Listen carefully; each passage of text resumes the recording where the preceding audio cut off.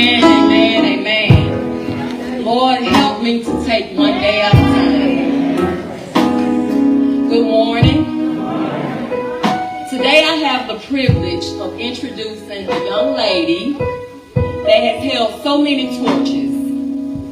Dr. Danessa Thomas is a 42-year-old career mom from Tarleton, Georgia, where she graduated from Central Elementary High School as an undergraduate in the class of 1998. She began her career at Athens Blue Cross Blue Shield of Georgia in 2003 and has over 19 years of experience in the healthcare industry. She was recently promoted to a Provider Resolution Senior Manager in November 2021 and has held it down since. Amen.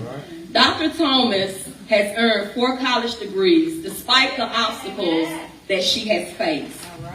After high school, she attended Columbus State University, earning a bachelor's degree in computer information systems in 2004, a master's degree in business administration from Troy University in 2009. Oh, she ain't finished yet.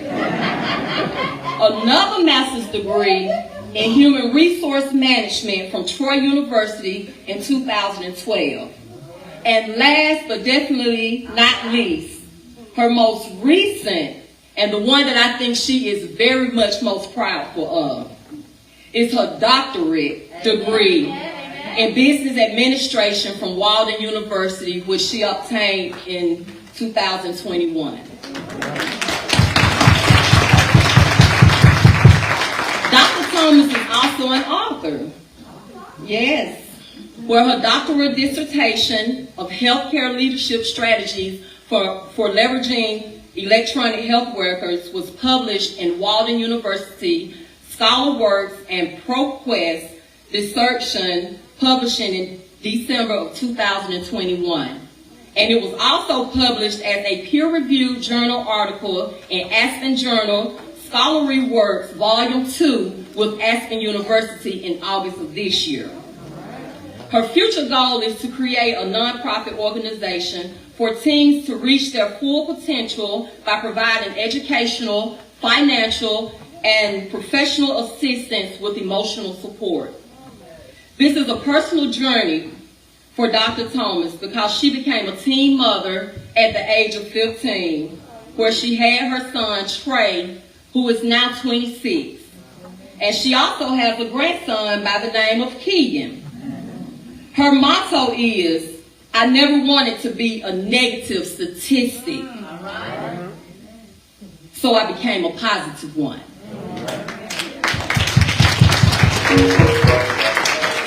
Before Dr. Thomas comes to deliver her story, we will have a few words from her best friend, our mistress of ceremony, Sister Aretha Walton.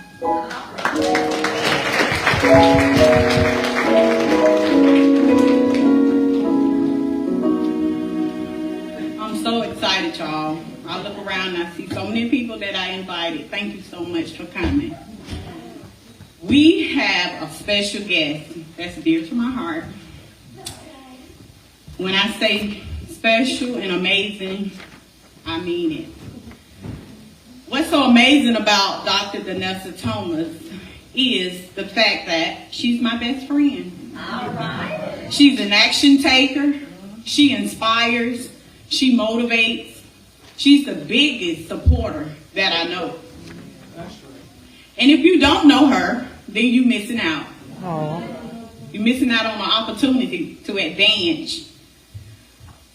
She's the living proof that the distance between you and everything you want in life is the amount of action you take. All right. As you listen to her story, you realize that at different stages in her life, she said yes. Even before she had it all figured out. And it paid off. She's definitely someone to look up to in life. Ladies and gentlemen, please give a massive round of applause to my best friend, Dr. Danessa Thomas.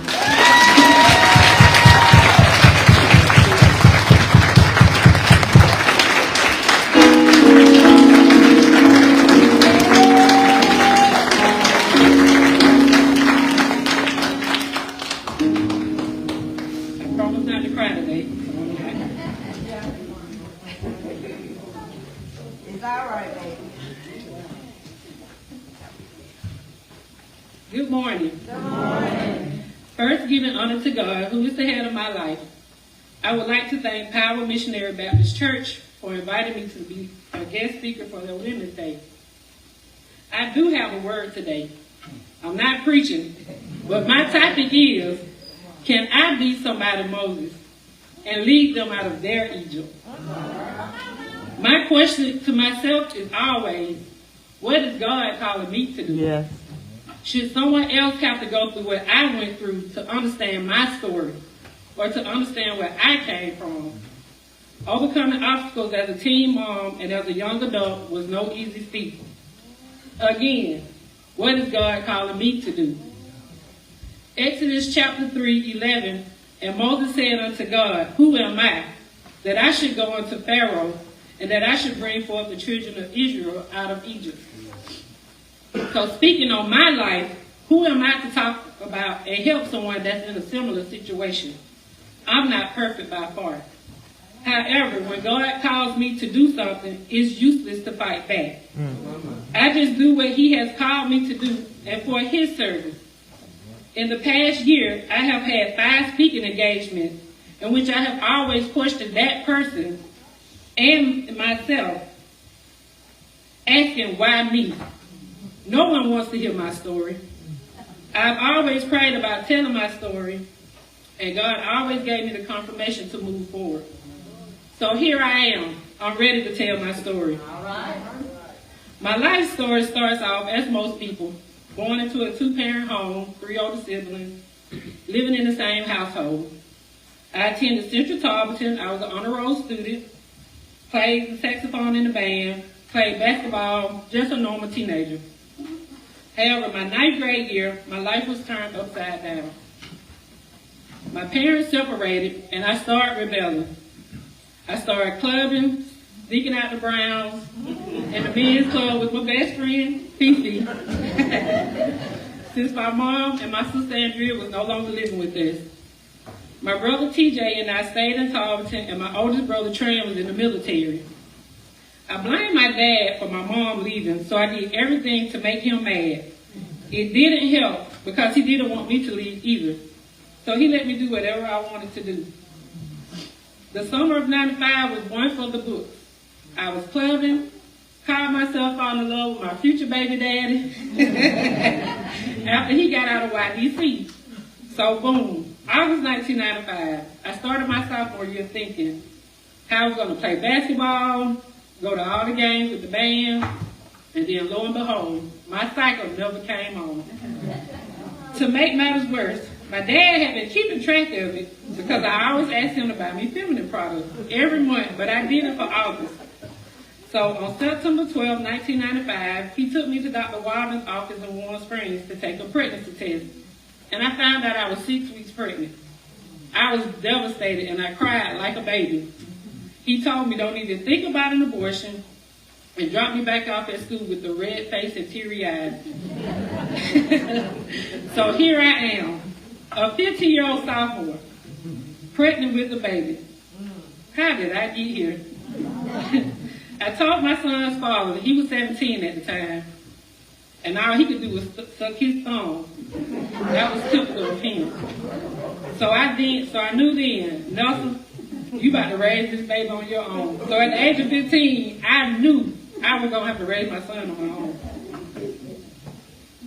So I just remember when I was 7 months pregnant and I had a Mickey Mouse watch that someone had given me.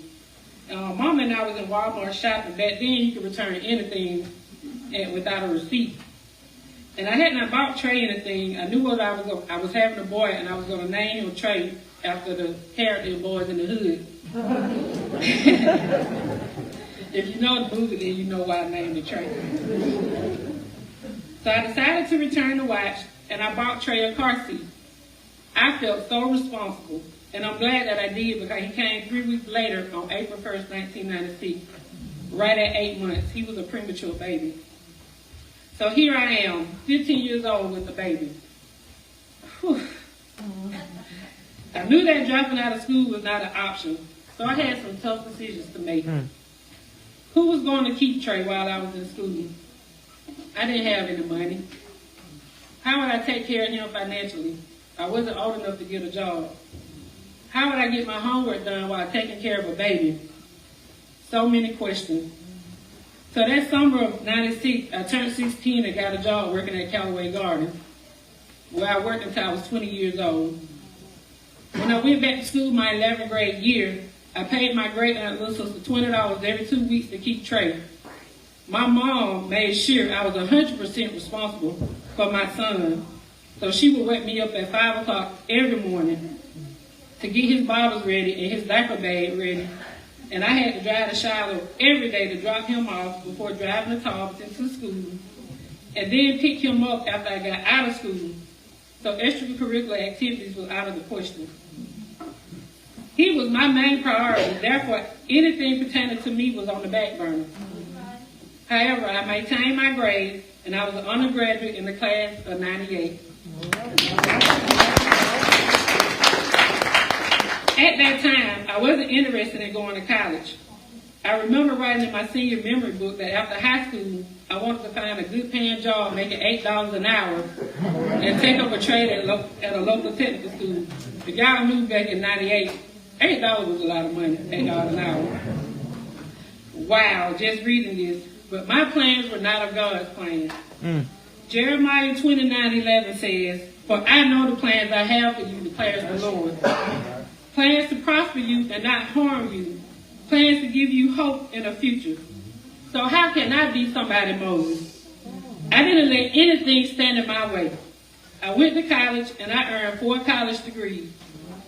I've kept a job since I was 16, earning more than I could ever imagine.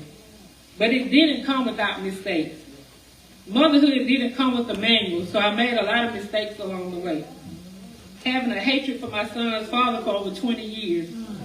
I forgave him 2 years ago because I had to take accountability for my own actions. We're on great terms now. Being in bad relationships and Trey seeing and hearing everything at such a young age.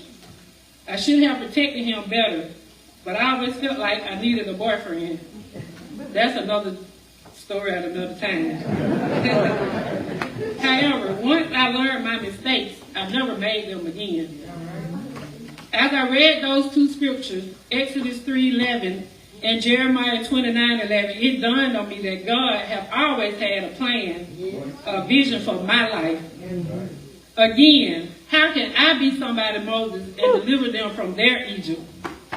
As Moses had his butt in Exodus 4:10, "Oh my Lord, I am not eloquent, either in the past or since you have spoken to your servant, but I am slow of speech and of tongue, and excuse not to speak for God because of his speech impediment. But my butt is my past. Like, who am I to lead anyone? However, as a leader, I will have to own up to my failures, face the consequences, and celebrate my achievements. I realize that I am here for a reason. I don't know who needs to hear my story, but I am willing to speak about it and no longer hide behind it. Statistics show that less than 2% of teen moms earn a college degree by the age of 30. I always said that Trey and I would never be a negative statistic. We defied the odds, and I know that if anyone has a story, you can too.